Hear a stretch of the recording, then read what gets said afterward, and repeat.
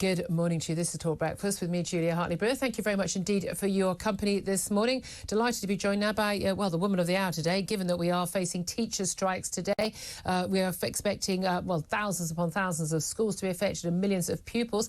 The Education Secretary, Gillian joins us right now live from College Green in Westminster. Good morning to you. Good morning, Julia. Thank you very much indeed for joining us. Well, first of all, I suppose we need to get to the bottom of how many people are actually affected, how many pupils, how many schools are being affected. 23,000 schools, we're told 7 million pupils could be affected. How many do we think so far? Well, we don't know yet. We'll be getting that information. It's coming in, actually, as we're on air, and we'll be publishing something later on this afternoon, so we'll have all the figures then. We did do a survey to try and find out, what head teachers thought, and a lot of them did respond to that. And they thought the majority of the schools would stay open, but in some cases, restrictions for pupils. It is extraordinary that head teachers didn't know until this morning which teachers were going to come in. National Education Union said, you're not allowed to ask, you don't have to give that answer, but also that many millions of parents wouldn't know whether or not their schools were open. Millions of parents can't just randomly take the day off. Many of them are not going to be paid if they have to take the day off work. That's totally unacceptable, isn't it? Yeah, it is unacceptable, and I wrote to everybody and said, look, obviously you have a right to strike. I'm disappointed at the strike, and the strike is not a last resort. We are still in discussions, but, I'm disappointed that they are striking, but the least you can do is let your head teacher know. So I did urge everybody to do that, and many people will have done that. Some may not have. It wasn't helpful of the unions to urge people not to do that, I will say.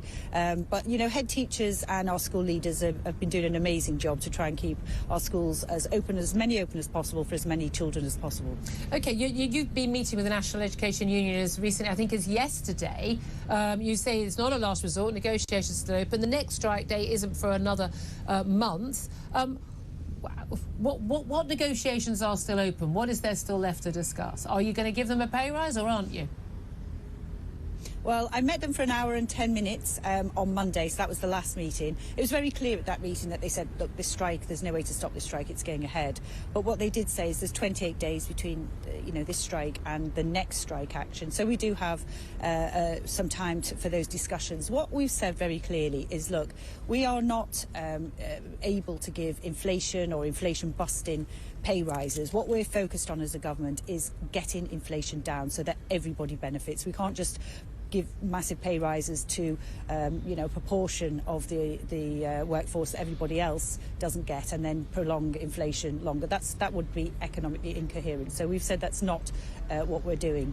But what we have said is, look, we're very willing to discuss future pay, workloads, which is one of the number one factors of why people leave the profession, behaviour, flexible working, anything that will recruit the best graduates coming into the profession and retain teachers in the profession. Flexible working for teachers. Isn't 13 weeks off a year enough flexibility for them? It's job shares. So one of the things that a lot of teachers, particularly at certain ages, would appreciate is maybe being able to do a job share. So they work part of the week with somebody else. Right. So making sure that we can do more to facilitate that. Some schools do enable that, but it's not very common. Okay. A lot of people really worrying, confused by, we're talking about negotiating on pay, but also workload and behaviour. Talk about, discipline in schools has been going on, since I was a child. The issue of workload and the form filling and the amount of paperwork that has to be done that isn't actually anything that will actually help a pupil, not feedback. We're not talking about marking homework, we're just talking about box ticking to sort of keep some quango happy. That's been talked about for years. Why are we still discussing that? Why have we still got teachers, we're told, leaving the profession because they don't want to have to deal with all that stuff and they can't actually just stand in front of a class and impart knowledge to children? Why does it take the National Education Union voting for a strike and all of the disruption that causes for pupils and parents before the conversation actually happens? Well, it doesn't, and in fact that conversation started in earnest. There was a recruitment and retention strategy that was put together in 2019, which also looked at some of these challenges. It was implemented in September 21, during the pandemic, so we still got, to bed that in.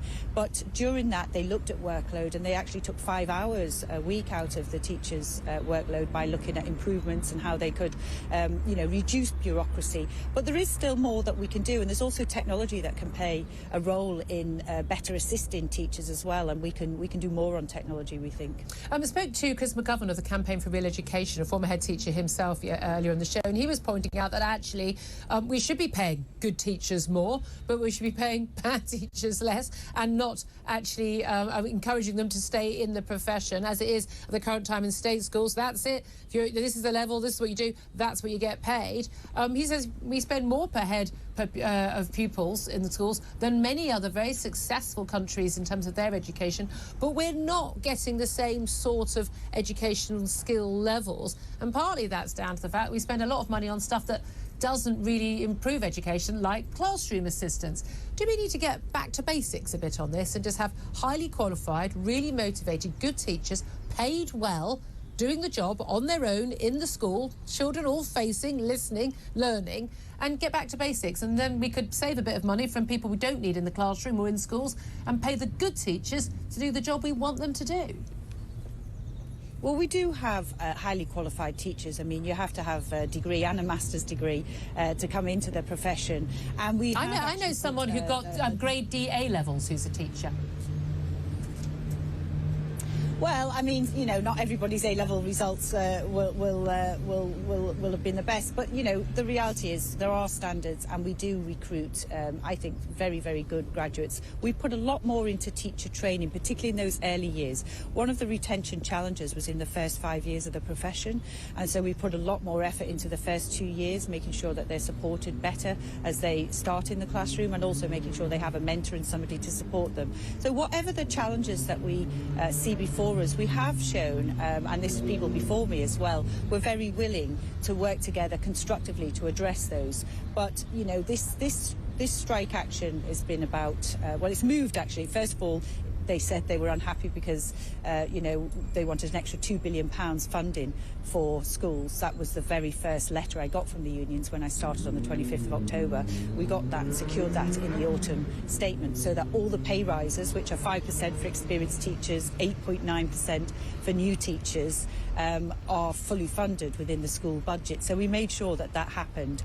And then they were talking about inflation. We said no, it's no way that we can offer inflation or inflation-busting pay rises. We will offer to get inflation down. That's where we need to put the focus. And now they talk about recruitment and retention challenges, and that is, I think, an area that we both are really focused. You cannot have a world-class education for our children, and we're determined that our children get that, without recruiting the best teachers and retaining the best teachers. We've said we'll look at different pay where we have you struggle with maybe maths or physics or computer science. We'll look at differential pay. We'll look, we're very focused on trying to solve the problems. Okay, well, we've not got much time with you. I want to ask you about another story that's been in the news. A front page of a couple of the papers today talking about Dominic Raab, Deputy Prime Minister and Justice Secretary, sacked by Liz Truss he was in Boris Johnson's government, of course, then reappointed by the current Prime Minister, Rishi Sunak. He's been facing, we understand, a couple of dozen bullying claims from civil servants. Some have claimed they were pushed to suicidal thoughts, irrational, angry outbursts, demanding at them they do their job. Have you seen any of that behaviour at cabinet meetings or anywhere else? No, not at all, and I'll say that very honestly, and I would tell you honestly if I had, not at all. But I know that there is an independent investigation going on, which will get all the facts, and obviously people may have different recollection of the facts as well, but that's an ongoing process, and obviously you have to wait till that's completed, and then I'm sure it's yet another difficult, and the Prime Minister will discuss it. That's another difficult allegation, isn't it, and claim about the government and judgment of Rishi Sunak. Again, I think people, innocent until proven guilty, but there are lots of different question marks about the people who the allegations are being made about. funnily enough, there always seem to be Brexiteers. I don't know what the coincidence there is with a Ramona civil service. But after Nadeem Sahawi having to be sacked and other issues, there are question marks about the Prime Minister's judgment, dealing with economic crisis, dealing with inflation, dealing with mass walkouts and strikes, all the other problems that we've got, NHS in crisis, and question marks about his choice of people to have at the highest echelons of government. Do you think this government, frankly, can cling on until the next election in 2024 at this rate? Well, first of all, the Prime Minister has obviously faced huge challenges in his first 100 days. I think it is the 100 days. He's stabilised the economy. He's continued the support to Ukraine, which are two big important areas, the £2.3 billion worth of equipment that we continue to send out to Ukraine to support them in their fight against Russia. But, you know, clearly there's been some unwelcome news as well. I mean, the Prime Minister follows due process. He's actually a fantastic person to work with. He's full of integrity. He's super smart. He's really focused on fixing the issues. I think he's a great asset to our country. OK, we'll have to leave it there. I know you've got to go. Education Secretary Gillian, thank you very much.